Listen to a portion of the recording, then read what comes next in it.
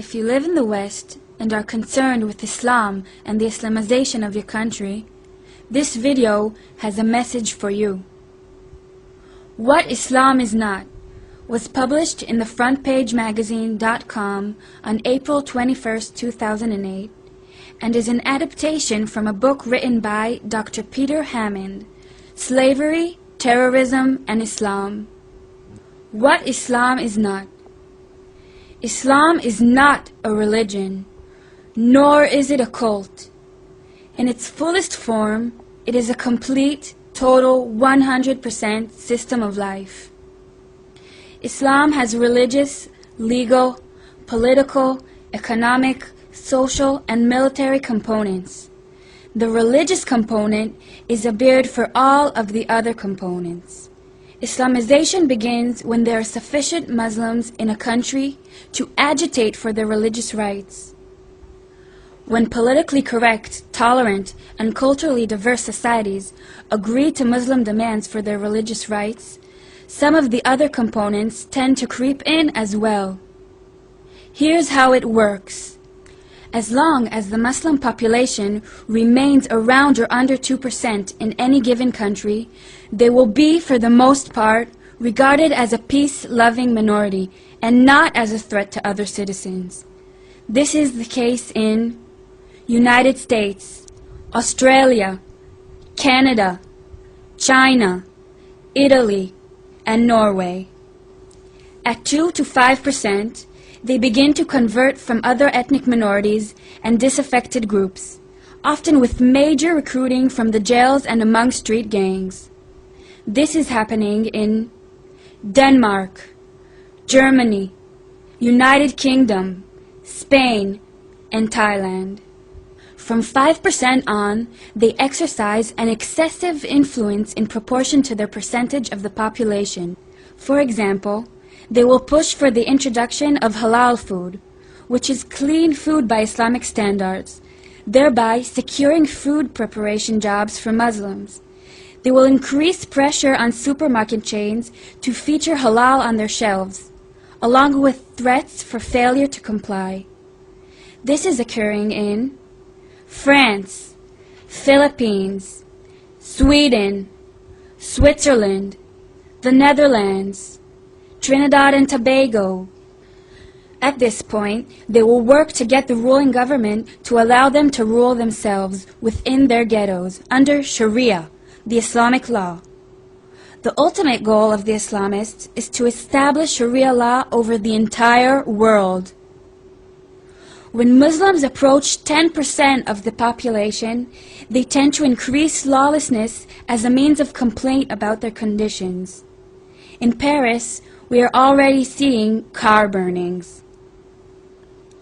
Any non-Muslim action offends Islam and results in uprisings and threats, such as in Amsterdam and in other Western cities, with opposition to Muhammad cartoons and films exposing Islam. Such tensions are seen daily, particularly in Muslim sections in Guyana, India, Israel, Kenya, and Russia.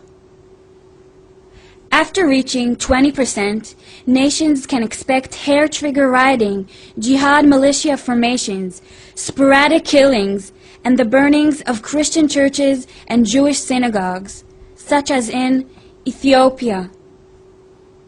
At 40%, nations experience widespread massacres, chronic terror attacks, and ongoing militia warfare, such as in Bosnia, Chad, and Lebanon. From 60%, nations experience unfettered persecution of non-believers of all other religions, including non-conforming Muslims, sporadic ethnic cleansing, use of Sharia law as a weapon, and jizya, the tax placed on infidels, such as in Albania, Malaysia, Qatar, and Sudan. After 80%, expect daily intimidation and violent jihad, some state-run ethnic cleansing, and even some genocide, as these nations drive out the infidels and move toward 100% Muslim. such as has been experienced and in some ways is ongoing in Bangladesh, Egypt, Gaza, Indonesia, Iran, Iraq, Jordan, Morocco, Pakistan, Palestine, Syria, Tajikistan, Turkey, and United Arab Emirates. 100% will usher in peace of Dar es-Salaam, the Islamic House of Peace. Here there's supposed to be peace because everybody is a Muslim.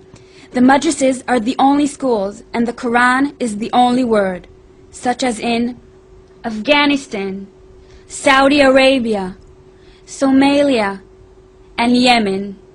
Unfortunately, peace is never achieved, as in these 100% states. The most radical Muslims intimidate and spew hatred and satisfy their bloodlust by killing less radical Muslims for a variety of reasons. A quote from the book The Hajj by Leon Uris. Before I was 9, I had learned the basic canon of Arab life. It was me against my brother. Me and my brother against our father.